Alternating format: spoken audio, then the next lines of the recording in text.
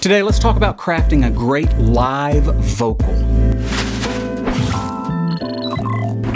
So since the very early 2000s, I have always traveled with an external vocal processor of some sort. I remember the earliest ones I used, 2001, 2002, was a Digitech, and it was a floor pedal, and you could program several different types of scenes on that pedal.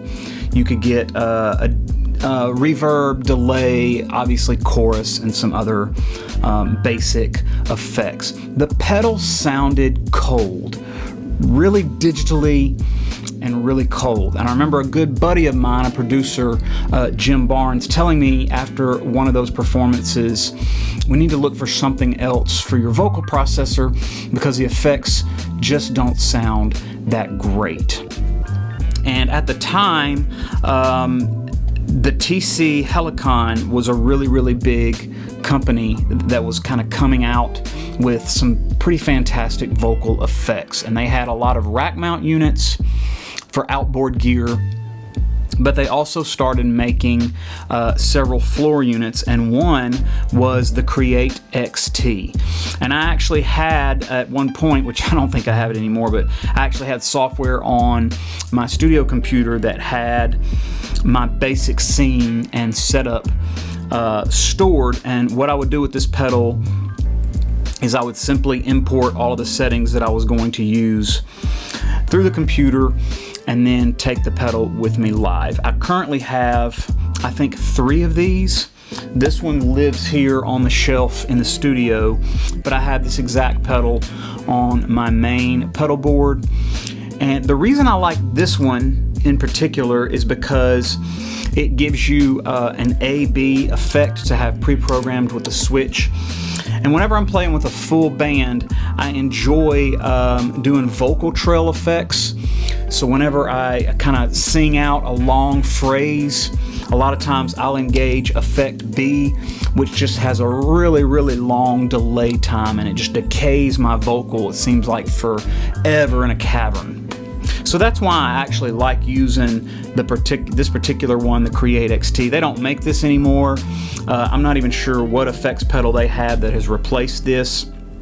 A lot of the effects for vocals have kind of gone a la carte, and you buy a pedal per effect. This one had a lot of different effects built into it, which is why I liked it.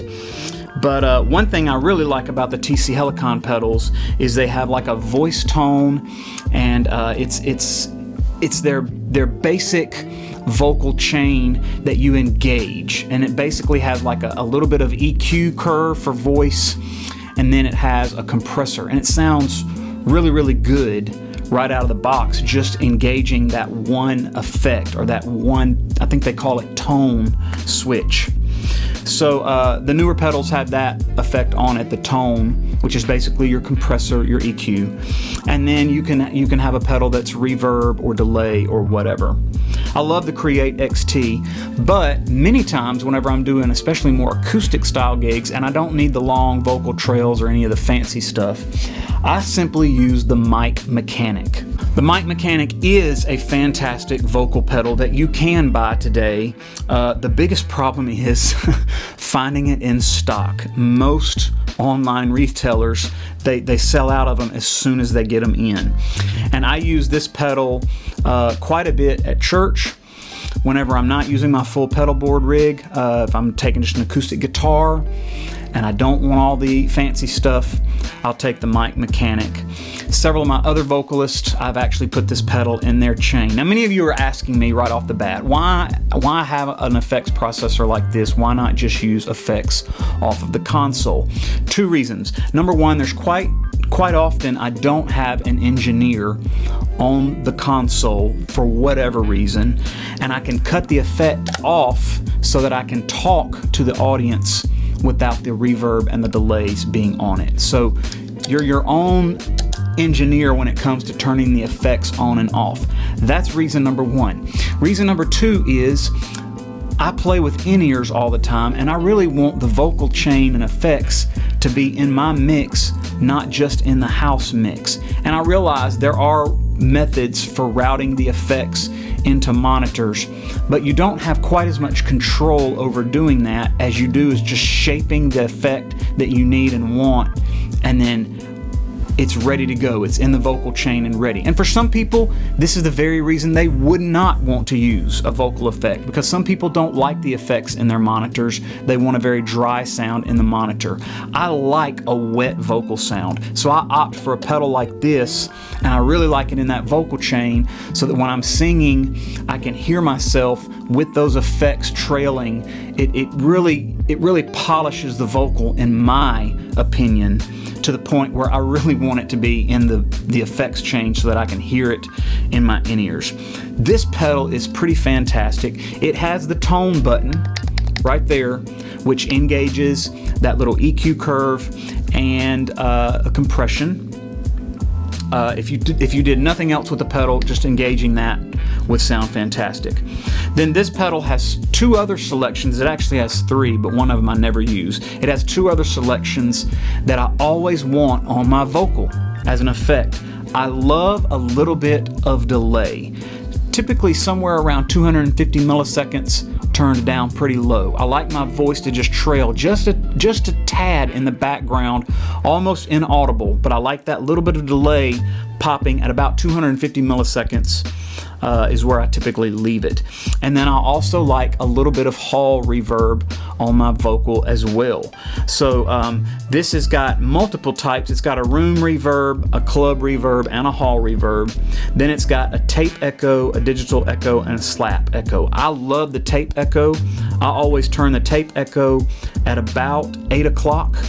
And then I turn the reverb on hall at about 4 o'clock. So something like that. The third effect that this pedal has on it is some pitch correction. It's not great. It's okay. It's not to the point where I would ever want to use it or trust it. So because you can't choose the keys and set up anything more, it's just a chromatic correction. I always cut that all the way to the left, which cuts the correction off. This is going to take batteries if you want it to. I believe it's AA, 4 AA batteries, but it also has a 9 volt, 300 milliamp input. It has an on-off switch, which is nice, and then it's just got a simple XLR in, XLR out. It's a bare bones effects pedal. That's why I love it on my vocal. Let's head over to the other side of the studio and I'll let you see what it sounds like. We have the mic mechanic here, and I am just talking right now through the mic. I'm going to turn the tone off, and that will kind of let you hear the color of the mic without the tone on, and then I'll engage it. And it's just a slight amount of compression, but it does sound really, really, really, really good. Let's cut all of the effects off, and then we'll start with hall, and this lets you hear the room. Check 1 2. Check, check, 1 2, and then it's going to cut to start the club. So that's all the way on the room, and then club, check 1 2, 2 2 2, check, check, and then hall, 1 2 2 2 2, check, check, 1 2. Much more decay on the hall, and then echo tape, 1 2, check, check, check, check. And then we're at the digital, 1 2 2 2, and then slap, check 1 2, check 1 2, 1 2. Give me just one more last chance before you say we're through. Little room. Give me just one more last chance before you say we're through. Give me just one more last chance before you say we're through. One more last chance before you say we're through. This is the setting I always use right here. Like a warm drink, it seeps into my soul. Please just leave me right here on my own. Later on, you you could spend some time with me if you want to, all at sea.